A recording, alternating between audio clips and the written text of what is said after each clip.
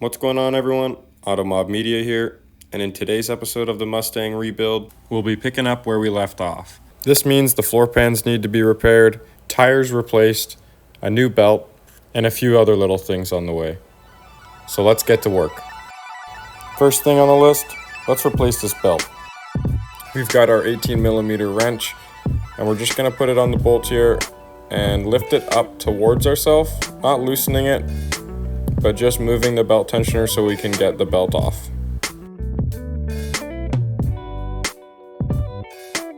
As you can tell, it took me a sec to figure that out, but once we did, we got the belt off. I'm just slowly releasing the belt tensioner as I take the belt off.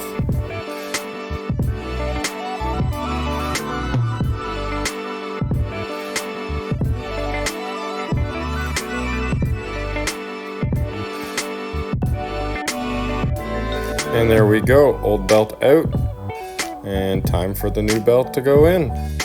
Was it stiff? Because it looked like it was like... Well, I felt like I was trying to loosen it here, the actual bolt, but you just had to pull it up. You're just trying to actually move the tensioner. It's going to be tough because it's old and shitty. But we got it off there, so. New belt is on and properly installed. Just had to loosen up the belt tensioner again and then slip on the belt over the AC compressor. Pretty simple task, so let's move on to the next one. Before I can get into the floor pans though, I've got another issue with a camshaft position sensor. When I went to go start the Mustang up, it was quite rough. The idle was rough as well, so I decided to shut it down, bring out my code reader, and see what it tells me. Turns out the camshaft position sensor had gone bad, so as you can see, I removed the ignition coil pack to get at it. To start here, I'm going to try to unplug the sensor just so that's out of the way, and then we'll unscrew it.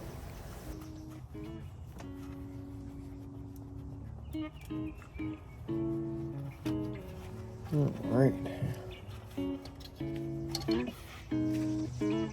Got that plug out.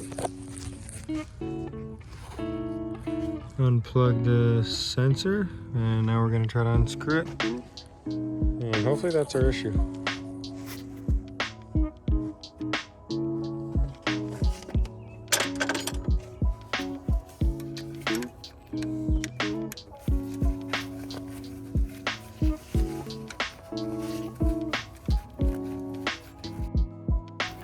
Alright, so we got the sensor out of there. Not too difficult. Again, pretty simple task. It looks like there's some sort of condensation on the inside, probably some sort of corrosion. So it looks like that might be our issue.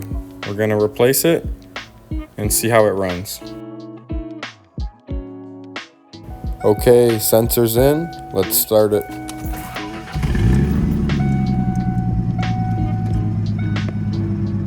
Startup seems good.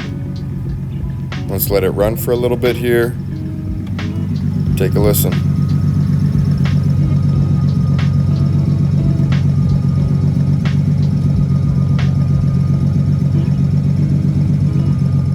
Okay, so the sensor's replaced.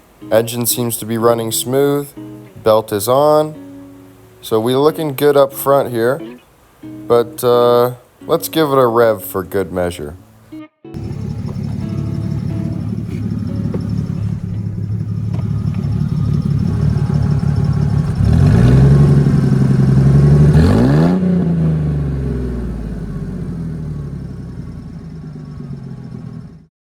Okay, now that the engine's running smooth, it's time to get these wheels sorted out.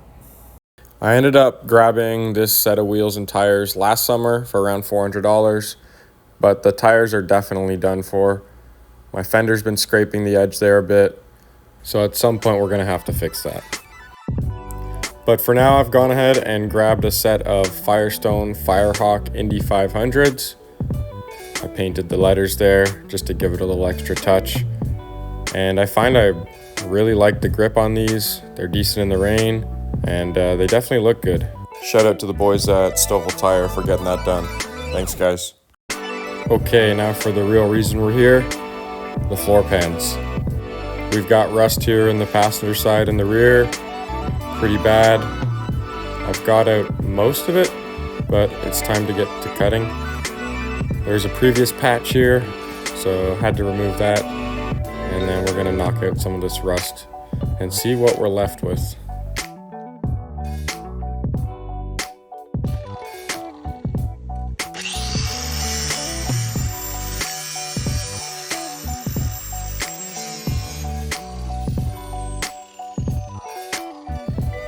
Pretty much cut out as much as I want, just getting the previous patch out, and then we're gonna start cleaning it up and getting ready to repair.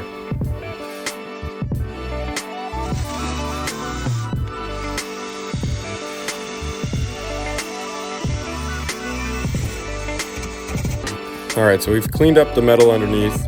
I've shaped some new sheet metal and used a rivet gun to get it in place here. Just gotta seal it up now with some rubber sealant. I'm gonna do it on the top and on the bottom here. And then we should be good to move on to the driver's side.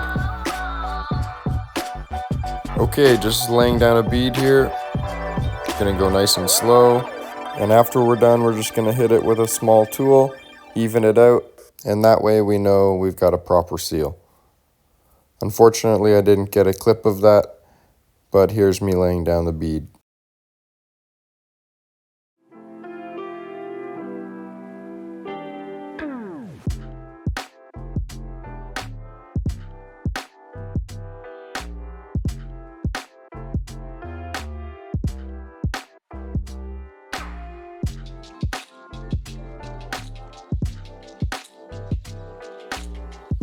After waiting about 24 hours to let the sealant dry, I decided to spray over it with red spray paint. And there we go. So passenger side is fixed up.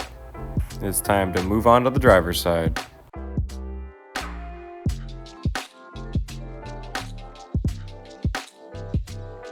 If you remember from the last episode, we had a Flintstone-sized hole in the driver's side.